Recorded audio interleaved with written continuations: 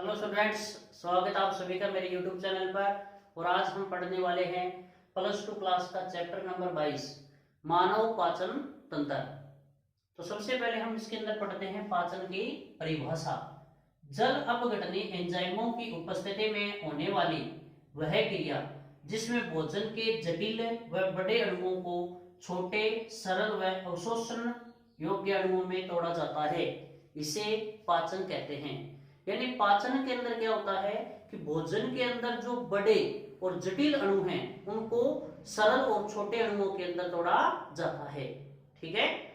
अब मानव पाचन तंत्र जो है इसको दो भागों में बांटा गया है। मानव पाचन तंत्र को दो भागों के अंदर बांटा जाता है। पाचन तंत्र इसको दो भागों के अंदर बांटा जाता है।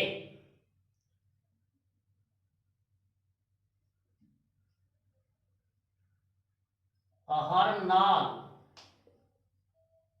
और सहायक पाचक ग्रंथियां। सहायक पाचक ग्रंथियां।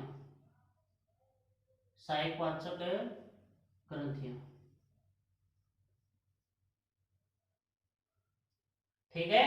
यानी मानव के पाचन तंत्र को दो भागों में बांटा जाता है, आहार नाल और सहायक पाचक ग्रंथियां। आहार नाल के अंदर निम्न भाग आते हैं। मुख, मुख गुहा, ग्रसनी, ग्रसिका, अमाशय, छोटी आंत और बड़ी आंत। ये सभी पार्ट, सभी भाग मुख आहार नाल के अंतर्गत आते हैं। ठीक है। यानी मुख, मुख गुहा,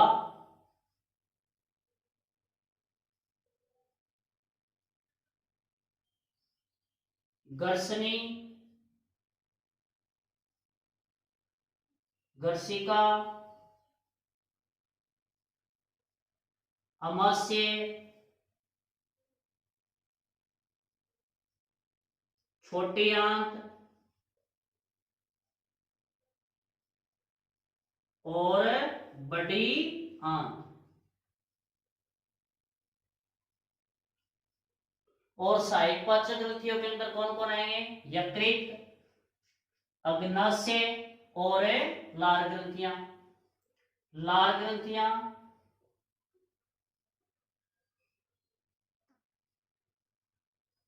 यकृत और अग्नाशय।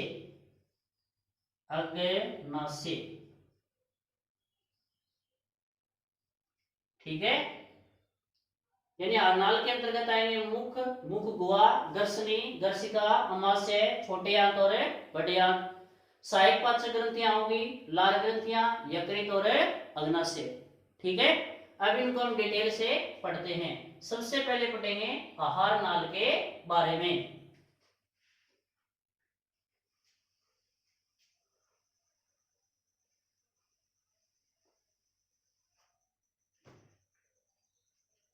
आहार नाल। आहार नाल।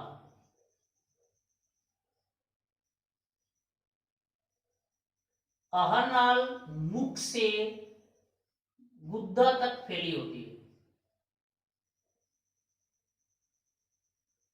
आहार नाल मुख से गुद्दा तक फैली होती है। यानी आहार नाल यहां से स्टार्ट होती है और गुद्दा तक यानी यहां तक फैली हुई रहती है।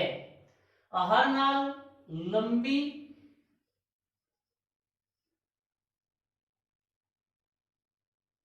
कुंडलित व पेशीय नलिका होती है। आहार नाल लंबी, कुंडलित व पेशीय नलिका होती है। ठीक है। अब आहार नाल के अंतर्गत कौन कौन से भाग आते हैं? सबसे पहला भाग कौन सा है? मुख। ठीक है। तो इस मुख के बारे में हमें डिटेल से पढ़ेंगे। एक नंबर पे आता है मुख। ठीक है। यह आहार नाल का प्रथम भाग होता है, यानी पहला भाग होता है। ठीक है। मुख दो गतिशील होठों द्वारा घिरा रहता है। मुख दो गतिशील होठों द्वारा घिरा रहता है।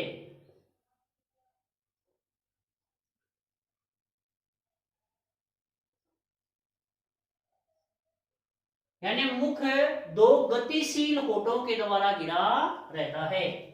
इस तरीके से आप ये डायग्राम देखिएगा, ये मुख है और मुख कितने गतिशील होठों के द्वारा घिरा हुआ है? दो गतिशील होठों के द्वारा घिरा हुआ होता है। यानी ऊपर वाले होठ को बोलेंगे ऊपरी होठ और नीचे वाले को बोलेंगे निचला होठ।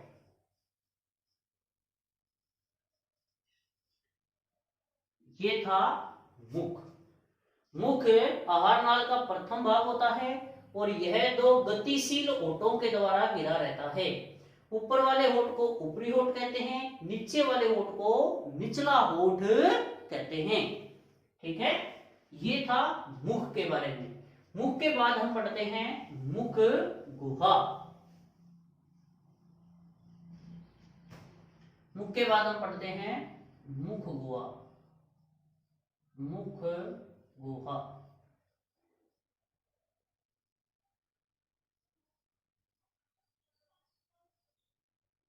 ये है मुख और ये मुख किसमें खुलता है? मुख गुहा में। ये क्या है यहां पर? मुख गुहा है। मुख गुहा। ठीक है, यानी मुख जो होता है ये मुख गुहा के अंदर खुलता है। और ये तो हम जानते हैं कि हमारे मुख गुहा के अंदर निम्न रचनाएं पाई जाती है, यानी तालु पाया जाता है, जीभ पाई जाती है और दांत पाए जाते हैं। यानी मुख गुहा के अंदर निम्न रचनाएं होती है: तालु, जीभ और दांत। तालु, जीभ और दांत ये मुख गुहा के अंदर पाए जाते हैं। तो सबसे पहले हम पढ़ते हैं तालु के बारे में। तालु, तालु के बारे में पढ़ेंगे।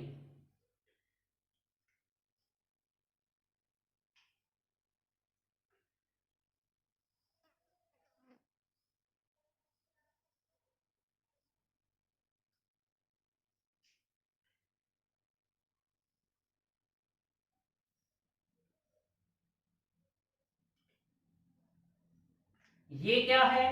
मुख गुहा। ये देखो यहां पर क्या है भाई? मुख गुहा है। मुख गुहा। ठीक है, अब आप देखो इस कमरे को आप मुख गुहा मान लो, तो कमरे के ऊपर क्या होगी? छत। तो ये मुख गुहा है और ये मुख गुहा की क्या हो गई? छत हो गई। क्या हो गई भाई? छत। तो तालु की परिभाषा क्या हो जाएगी? मुख गुहा की छत को तालु कहते हैं। मुख गुहा की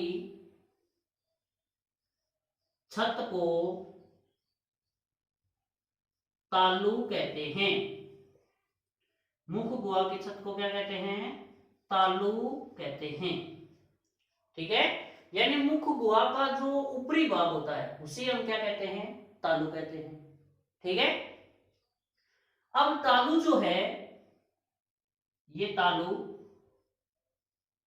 ये दो भागों में बंटा होता है। कितने भागों में बंटा होता है? दो भागों में बंटा होता है। दो भागों के अंदर बंटा होता है। इस तालु का आगे का जो भाग होता है, अगर भाग, ये होता है, इसे कहते हैं कठोर तालु। और तालु का ये जो पीछे वाला भाग है इसे बोलते हैं कोमल तालु। इसे क्या बोलते हैं? कोमल तालु बोलते हैं। यानी तालु जो है ये दो भागों में बंटा होता है। ये आगे वाला भाग होता है इसे कठोर तालु कहते हैं और ये पीछे वाला भाग होता है इसे हमें कोमल तालु कहते हैं। ठीक है, ये हमने पढ़ा भाई तालु के बारे में। ठीक है, इसके बाद हम पढ़ते हैं जीभ के बारे में। दूसरी संरचना कौन सी पाई जाती है मुखगुहा में? जीभ।